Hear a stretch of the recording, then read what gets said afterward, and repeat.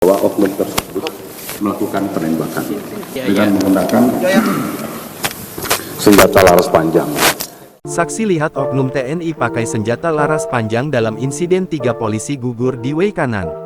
Polda Lampung telah memeriksa sejumlah saksi dalam peristiwa gugurnya 3 anggota polisi di Weikanan. Ketiga polisi tersebut gugur dalam tugas penggerebekan judi sabung ayam di Kampung Karangmanik, Kecamatan Negara Batin, Weikanan, Senin, tanggal 17 Maret tahun 2025. Seluruh anggota polisi yang gugur mengalami luka tembak, ada yang di dada hingga ada yang di bagian kepala. Penembakan diduga dilakukan oleh oknum TNI yang mengelola lokasi judi sabung ayam. Saat ini ada 2 oknum TNI diamankan Denpom Lampung. Terkait keterlibatan oknum TNI, terdapat saksi yang melihat peristiwa penembakan yang membuat 3 anggota polisi gugur. Menurut Kapolda Lampung Irjen Pol Helmi Santika, 1 dari 4 saksi yang melihat adalah orang yang kini ditetapkan sebagai tersangka perjudian.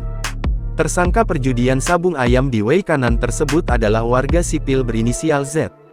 Z mengaku telah melihat langsung oknum TNI menembak 3 polisi di arena sabung ayam Kampung Karangmanik, Kecamatan Negara Batin, Weikanan pada Senin, tanggal 17 Maret tahun 2025. Tak hanya itu, 4 dari 13 anggota polisi yang melakukan penggerebekan juga melihat oknum melakukan penembakan.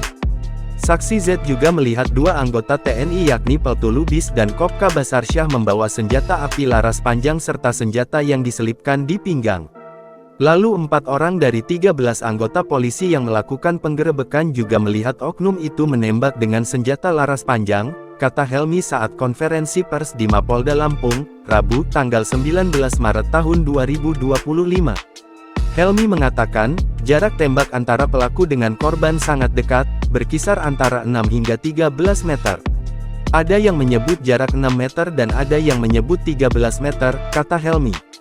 Diketahui Z datang ke arena sabung ayam di Weikanan yang menjadi lokasi gugurnya 3 polisi setelah menerima undangan dari Kopka Basarsyah melalui media sosial.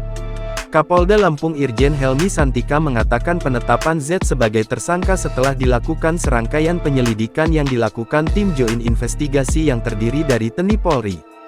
Helmi menjelaskan, dalam peristiwa di Lampung tersebut ada 2 tindak pidana yakni perjudian sabung ayam dan pembunuhan. Untuk peristiwa pertama perjudian, kami tetapkan Z sebagai tersangka dan sudah menyita barang bukti di TKP. Di antaranya uang tunai Rp21 juta, ayam, mobil, motor, senjata tajam jenis pisau, pakaian, taji pisau, senter kepala, katanya. Download Tribun X sekarang, menghadirkan lokal menjadi Indonesia.